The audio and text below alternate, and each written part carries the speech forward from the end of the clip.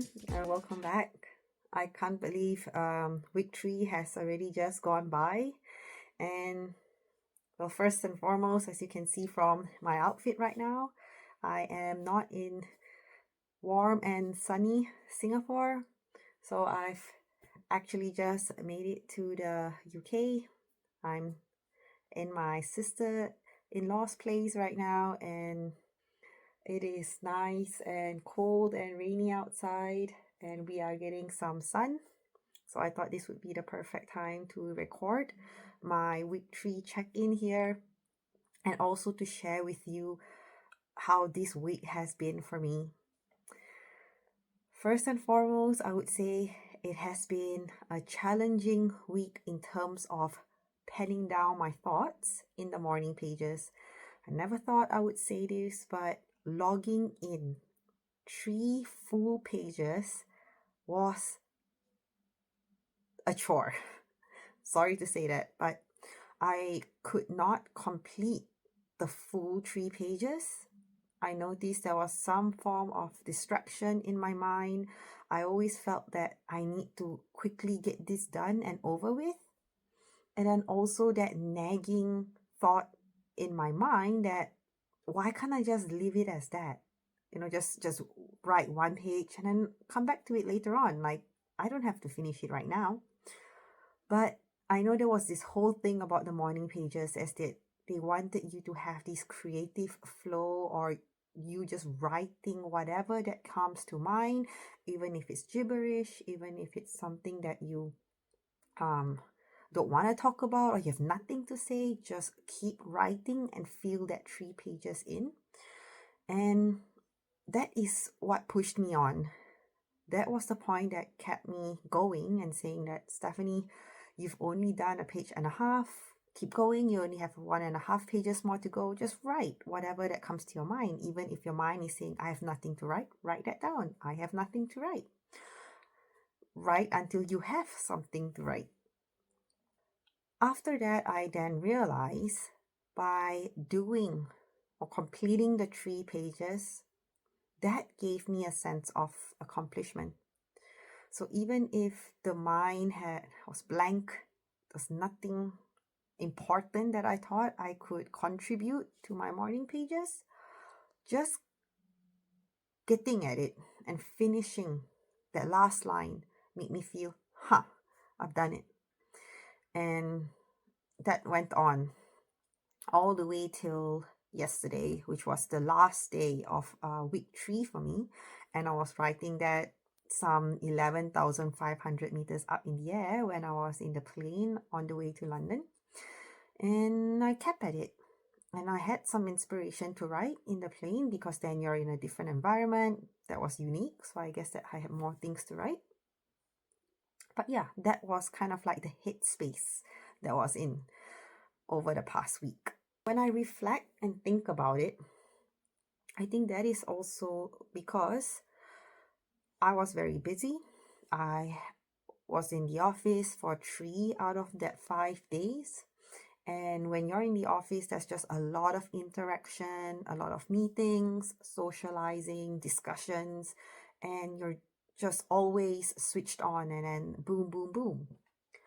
And that is also another point that contributed to my lack of writing, because I was already so tired and overwhelmed with all the ongoing discussions, and your brain is just already squeezed dry and you just want to relax, let go, chill, do nothing. That is what you want to do.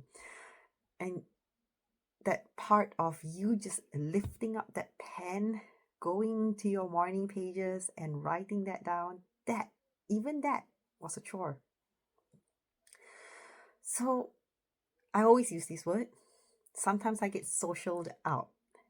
And I think that is something that a lot of people experience, and even myself. I love being around people. I love networking. But sometimes there is a limit when all these interactions and flurry of words, exchanges, ideas, what have you, when you are back to your comfort zone, you just want to unwind and bask in the peace and just do nothing. Even personally for myself, even turning on the TV and having that background music is noise for me. I would much rather just be in the total quiet of my home, sitting there on the couch and then listening to that trickle of water that's coming from the little water feature that my neighbor has downstairs. I always love that nice, calm trickling of water that helps me. And sometimes I just like that. So that was that for last week. But having said that, I did have a lot of fruitful interactions, discussions. I also managed to check in with a few senior leaders in my workplace, female senior leaders who are very generous and also good when it comes to giving their honest advice and also support.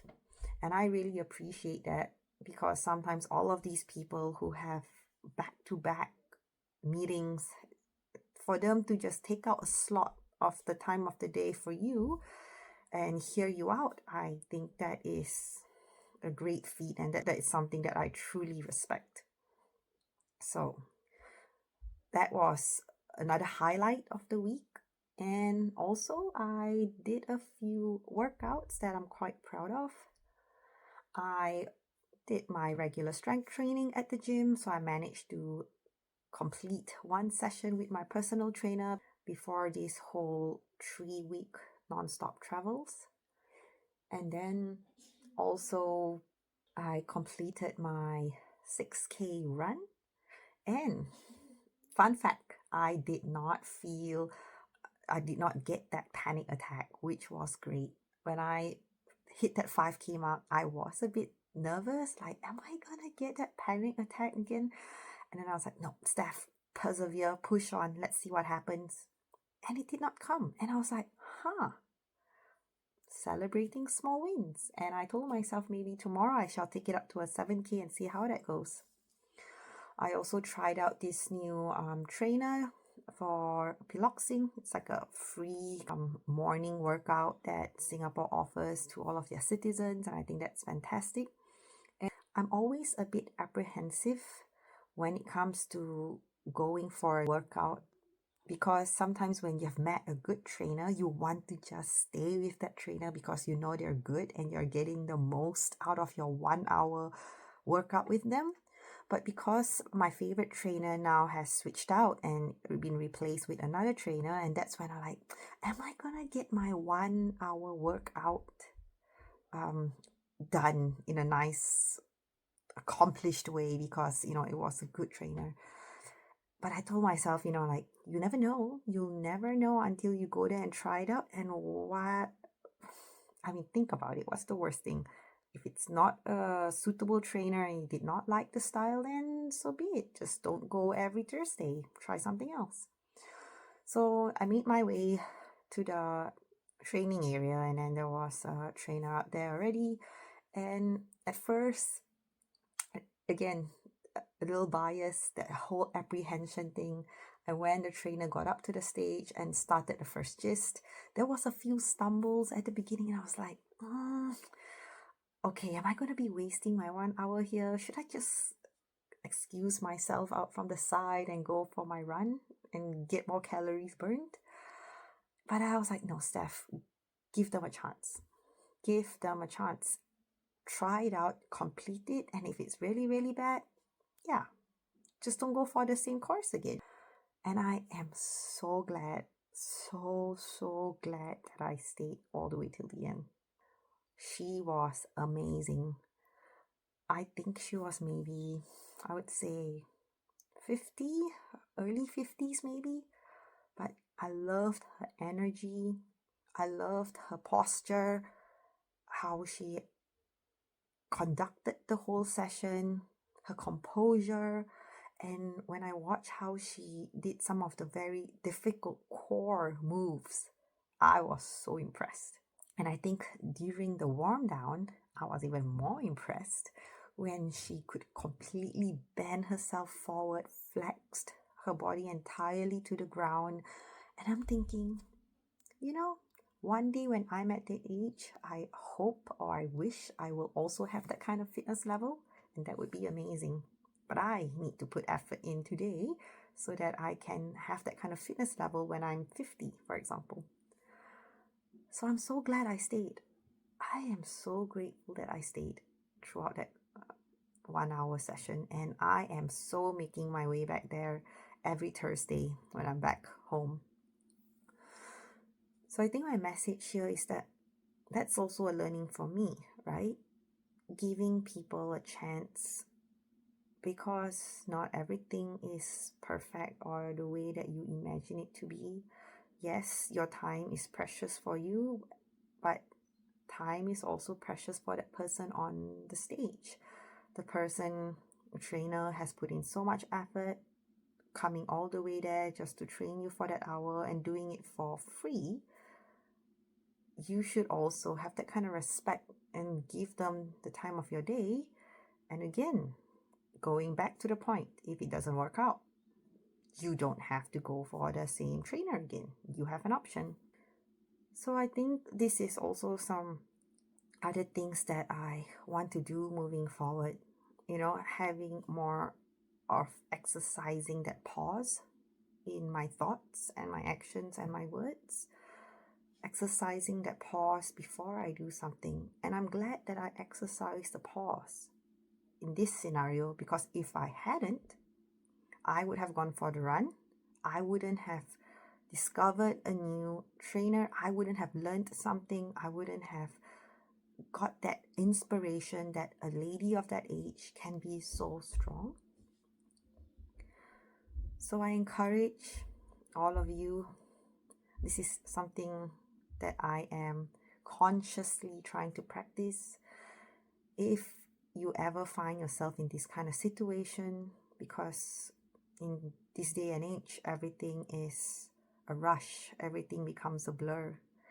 But if we can just sometimes exercise that pause,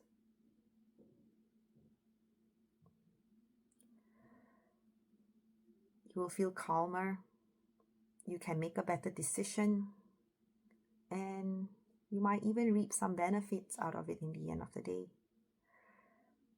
That is just some of the nice learnings that I had in week 3 and that I wanted to share with all of you. So I'm pretty excited to what week 4 is going to have in store for me. I will be traveling a fair bit, so I really hope I keep myself accountable, complete my morning pages, and hopefully by next Sunday I could also do my vlog for my video check-in, and then hopefully post something on my YouTube channel. And happy for all of you to come with me on this journey. Thank you for your time. We'll see you next week.